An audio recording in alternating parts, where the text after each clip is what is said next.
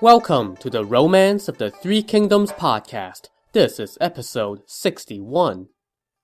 Last time, we set the stage for the coming Battle of Chibi, or Red Cliff. Zhou Yu had planned a fire attack.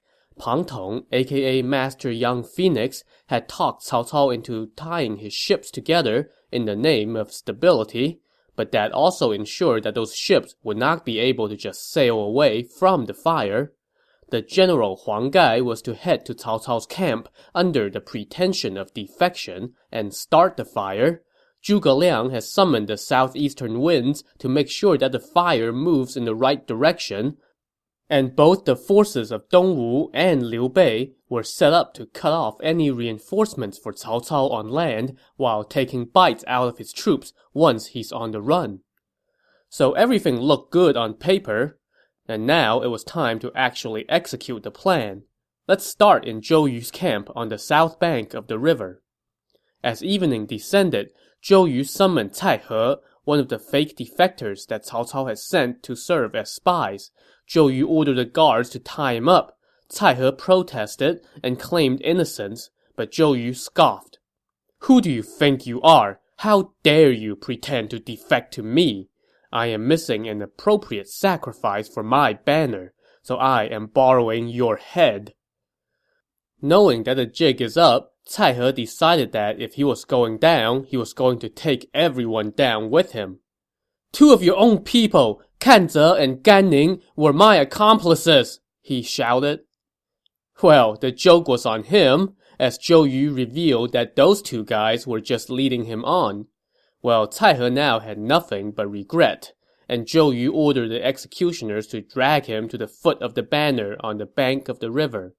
There, Zhou Yu poured wine and burned paper money as a sacrifice, and then his executioners lopped off Cai He's head, and they offered his blood to the banner to ensure good fortune in the coming battle. This gory business done, Zhou Yu sent out the word, and his ships moved out according to plan. At the front of the fleet were Huang Gai's 20 boats, which were filled with fire-starting material.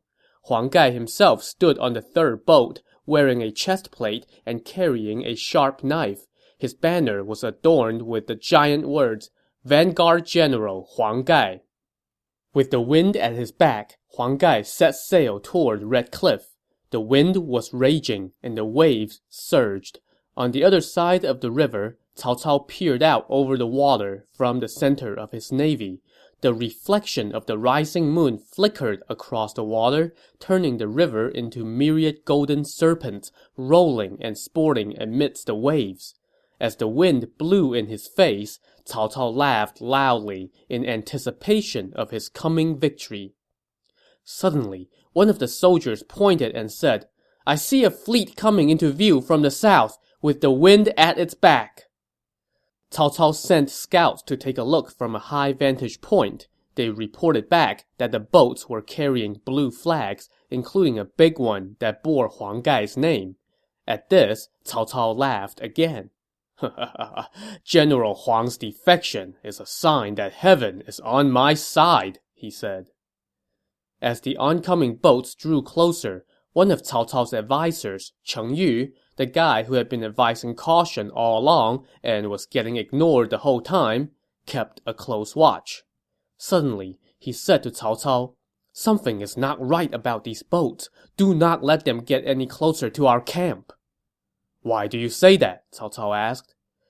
"If the boats are indeed carrying grains as Huang Gai said, then they would be weighed down. But these boats are floating lightly over the water. Also, the southeastern winds have been strong tonight. If there is deception afoot, what shall we do?" At that moment, Cao Cao went, "Oh crap," and asked his officers who would go stop the oncoming boats. Wen Pin, one of the former Jing province generals who recently surrendered to Cao Cao, volunteered. He jumped into a small boat and, with a wave of his hand, ordered a dozen or so patrol boats to accompany him. They rowed out of the naval camp to meet the oncoming fleet. Wen Pin, standing at the front of his boat, yelled, "The Prime Minister orders the boats from the south to stop where you are. Do not come any closer to our camp." His men then shouted for Huang Gai's boats to drop their sails. But yeah, that, ship has sailed? Before Wen Pin had finished speaking, a bowstring twanged and an arrow pierced his left arm, knocking him back into his boat. That threw his men into a panic, and they turned around and fled back toward their camp. Meanwhile, Huang Gai's boats were now less than a mile from Cao Cao's camp. Huang Gai pointed with his knife, and the boats in front were set on fire. With lots of help from the roaring winds, the flames quickly raged toward the heavens as the boats flew like arrows toward Cao Cao's camp, sending smoke streaming toward the sky. The 20 fireboats crashed into Cao Cao's naval camp.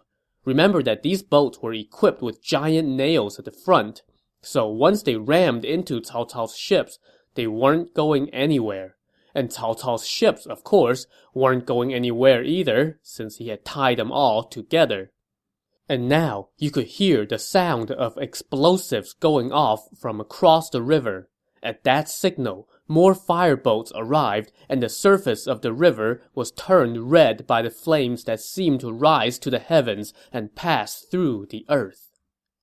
Standing on his flagship, Cao Cao turned and looked back toward his camp on land and saw that, there were fires starting up there too. And now, Huang Gai hopped onto his small boat, rowed by a few soldiers, and came looking for Cao Cao amid the smoke and fire. Seeing that he was in dire straits, Cao Cao was ready to literally jump ship. He was about to jump onto land, but that would have been a miraculous leap because he was quite a ways from shore. Just then, though, one of his generals, Zhang Liao, arrived on the scene aboard a small boat. No sooner had he helped Cao Cao onto the boat did Cao Cao's flagship catch on fire. Protected by Zhang Liao and about a dozen soldiers, Cao Cao fled toward the bank of the river. From a distance, though, Huang Gai spotted someone wearing a red cloak getting into a boat, and he figured that this had to be Cao Cao. So he ordered his boat to catch up. Wielding his blade, Huang Gai shouted, "Cao Cao, you traitor! Do not try to escape! Huang Gai is here!" When he heard this, Cao Cao was going, "Oh crap, oh crap, oh crap!" But Zhang Liao was not about to just throw up his hands. Instead, when Huang Gai got near, Zhang Liao fired an arrow toward him. With the wind howling and surrounded by utter chaos, there was no way Huang Gai could hear the twang of the bow. The arrow struck him in the armpit, and he tumbled into the water. With the immediate threat neutralized, Cao Cao and Zhang Liao managed to reach the bank of the river, where they found some horses and rode away while their army fell into complete disarray. While this was happening, one of the commanders of the 4 large warships in the Dongwu fleet, Han Dang, got word that somebody was calling out his name from behind his ship. He listened closely, and it turned out to be Huang Gai calling out to him for help. As it turned out, Huang Gai was an adept swimmer, so even though he took an arrow in the armpit and fell into the river with his armor on, he was still able to stay afloat. Han Dang quickly had his men pull Huang Gai out of the water. He bit off the stem of the arrow, but the arrowhead remained lodged in Huang Gai's flesh. So Han Dang helped him take off his wet clothes and used the tip of his knife to pry out the arrowhead, and then bound Huang Gai's wound with a piece of flag. Han Dang then gave Huang Gai his own cloak to keep him warm and then sent him back to headquarters on a boat for real medical care. This done, Han Dang rejoined the attack, which was now in full swing. The river was covered in fire, and the earth trembled with the roar of soldiers. On the left wing, Han Dang and Jiang Qin attacked from the west side of Red Cliff. On the right wing, the generals Zhou Tai and Chen Wu charged in from the eastern side of the Red Cliff.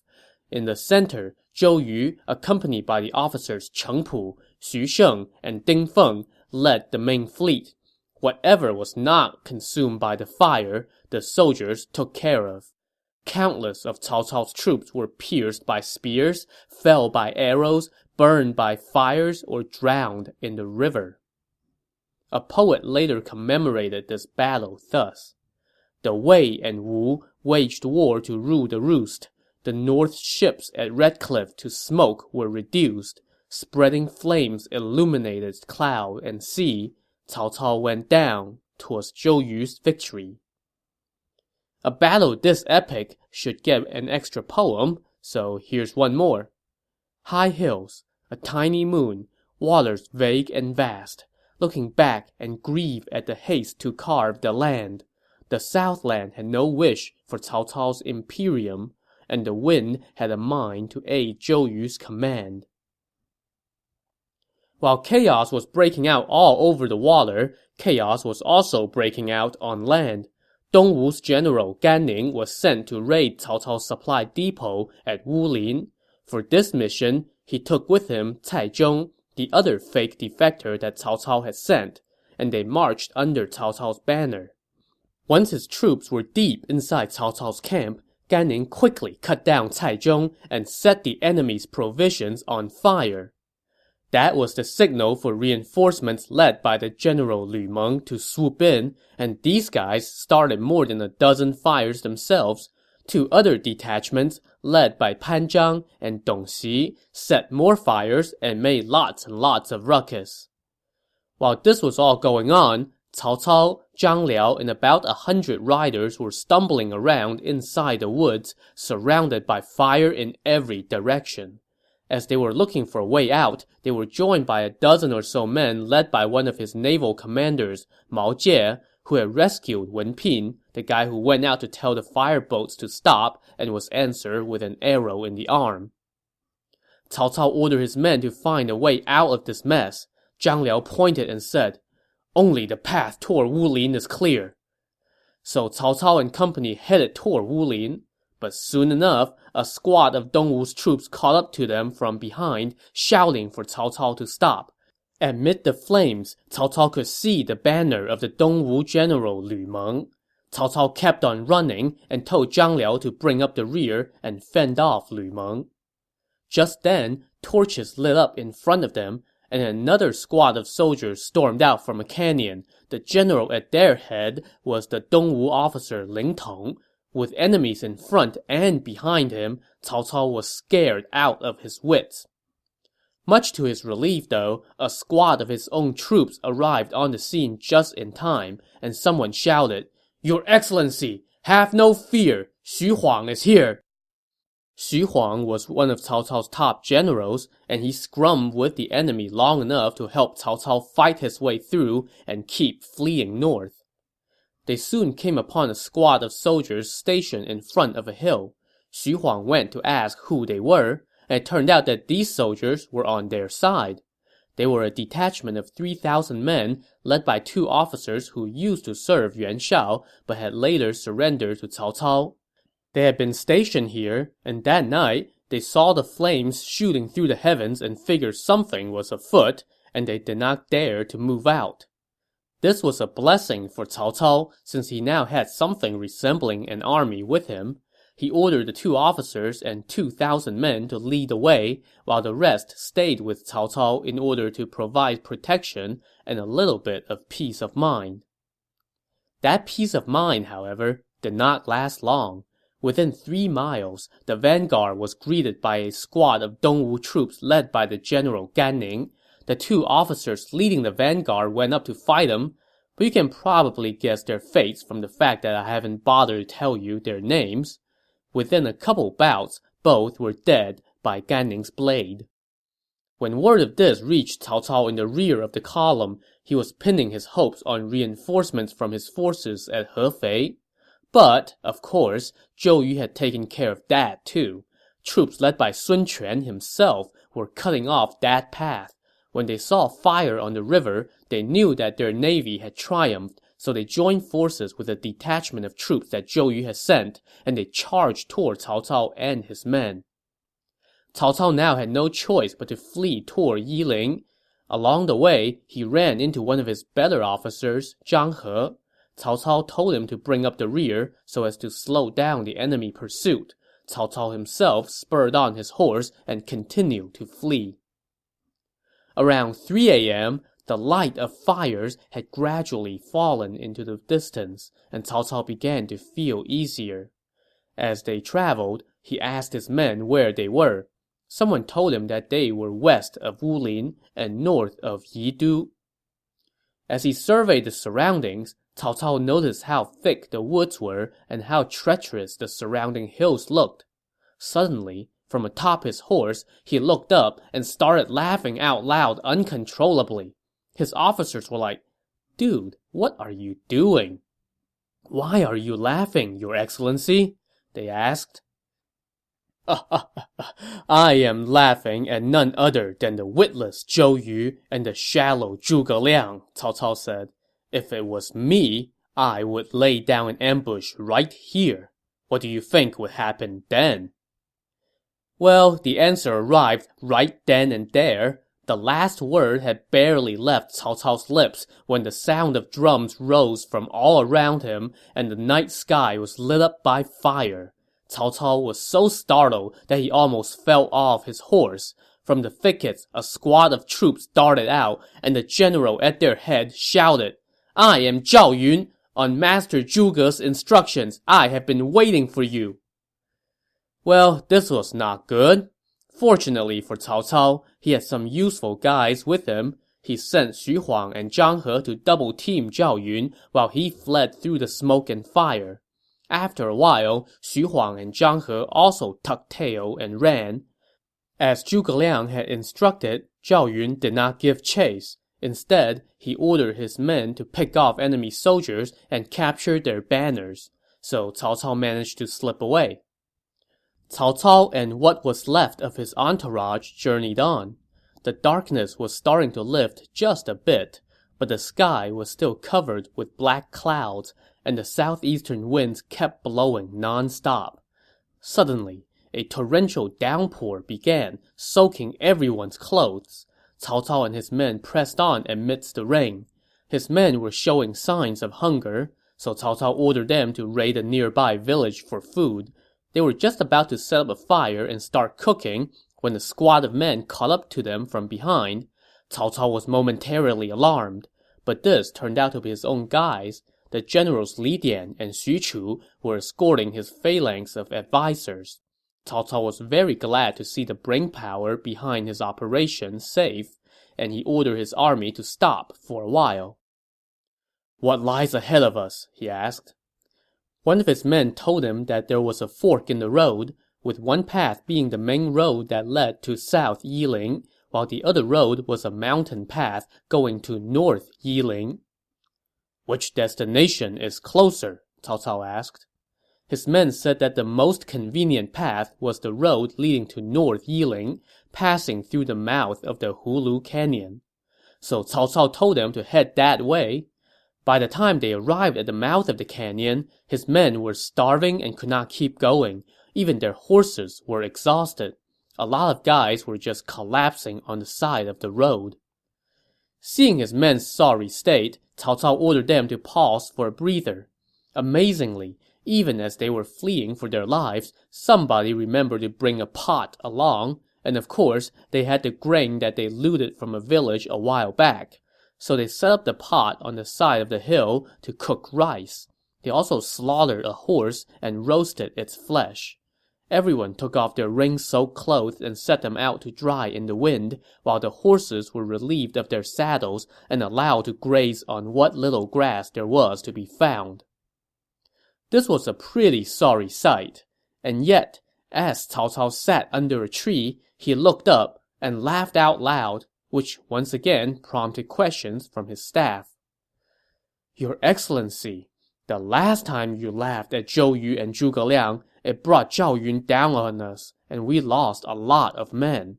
Why are you laughing now?" "I am still laughing at Zhou Yu and Zhuge Liang," Cao Cao said. "They are, in the end, not smart enough. If it were me, I would set an ambush here too, to wait for the exhausted enemy. If they had done that, even if we escaped with our lives, we would take heavy losses. Yet, they failed to see this. That is why I am laughing."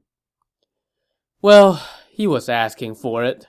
Just as he was speaking, cries rose up from the front and rear of his column. Cao Cao panicked. He did not even bother putting his armor back on and just hopped on his horse. His men, meanwhile, had no time to retrieve most of their horses. By now, fire and smoke were rising up everywhere, and at the mouth of the canyon, a squad of troops spread out. At their head was none other than Zhang Fei. With spear in hand, he shouted, "Cao Cao, you scoundrel! Where will you go now?"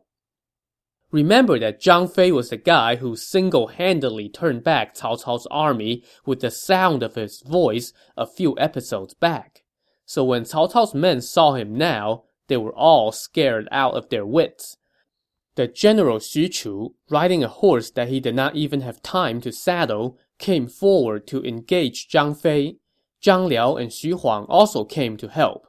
As the two sides scrummed, Cao Cao whipped his horse and fled, and his officers all followed suit. Zhang Fei gave chase for a while before calling it a day. Cao Cao and his officers managed to escape, but they lost more troops, and many of his generals were now wounded.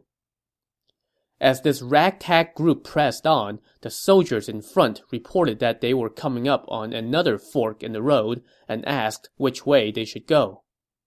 "Which way is closer?" Cao Cao asked.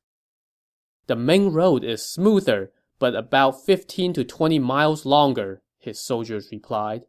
"The back road leads through Huarong Trail. It's shorter, but the terrain is treacherous."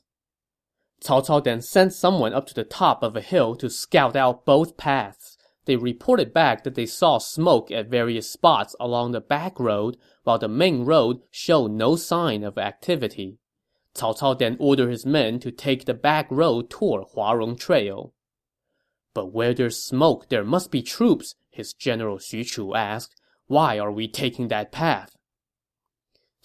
Have you not heard of the military principle that what looks fake is real, and what looks real is fake?" Cao Cao said. "Zhuge Liang is crafty. He must have set up the smoke on the back road to deter us from taking that path, while he sets an ambush for us on the main road. But I have seen through his scheme." At that, everyone told Cao Cao how smart he was, and they set off toward Huarong Trail. So yeah, this ought to be good.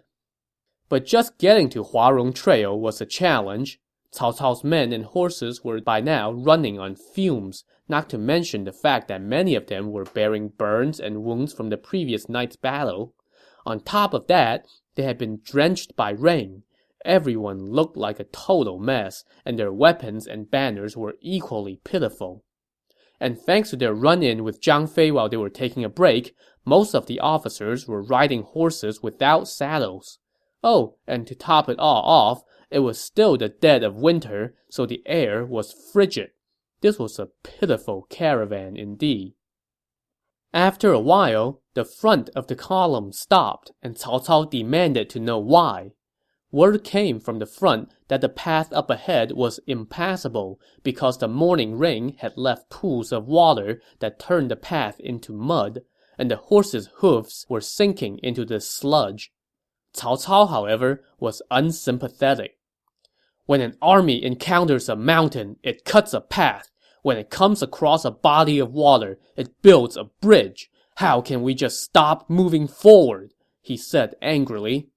He then sent out word that all the old, weak, and wounded soldiers were to travel in the back of the column, while the stronger ones were to collect wood and grass to build a makeshift road over the mud.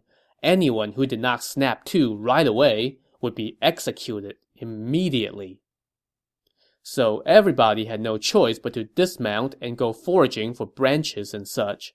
To make things even worse, Cao Cao, fearing that the enemy troops might be in pursuit, ordered Zhang Liao, Xu Chu, and Xu Huang to lead 100 riders armed with swords. Their job was to kill any and all stragglers. And of course, there were plenty of stragglers because his soldiers were tired and starving. Many just fell over on the path. Did Cao Cao have them dragged out of the way? Of course not. Instead, he ordered his men and horses to just trample their fallen comrades as they pressed ahead. Countless soldiers died this way, and the cries of the dying and living alike were non-stop. This, of course, also ticked off Cao Cao. Life and death are determined by fate. What is the use of crying about it? He said angrily. If anyone dares to cry anymore, kill them. Okay, so now crying is out too. This trek along the back road took a heavy toll on Cao Cao's men. A third of them fell behind, while a third fell dead along the way, and the remaining, I guess you can say more fortunate third, managed to accompany him through the treacherous mountains, after which the path became a little smoother. When Cao Cao looked back, he only had 300-some riders with him, and nobody had a full set of clothes or armor. Cao Cao could not be concerned with that at this moment, though, and instead told his men to keep on moving. They tried to talk him into giving them a brief rest, but he told them that there will be plenty of time for that after they reached their base back in Jing province. So they pressed on for a few more miles, and then suddenly, and much to everybody's chagrin, Cao Cao started laughing out loud again. Okay, why are you laughing now, Your Excellency? His men asked, probably all cringing inside. Everybody says Zhou Yu and Zhuge Liang are geniuses, but from what I have seen, they are useless after all, Cao Cao said. If they had stationed an army here, then we would be easily captured. Sigh, you just had to go there, didn't you? Well, guess what? Just then, an explosive sounded, and 500 swordsmen dashed out and spread out in a line in front of Cao Cao. At their head was, who else? Guan Yu, riding his red-haired horse and wielding his green dragon saber. The sight of the basically invincible Guan Yu struck fear into the hearts of Cao Cao's men, and they all looked at each other like, okay, now what do we do? To find out, tune in to the next episode of the Romance of the Three Kingdoms podcast. Thanks for listening.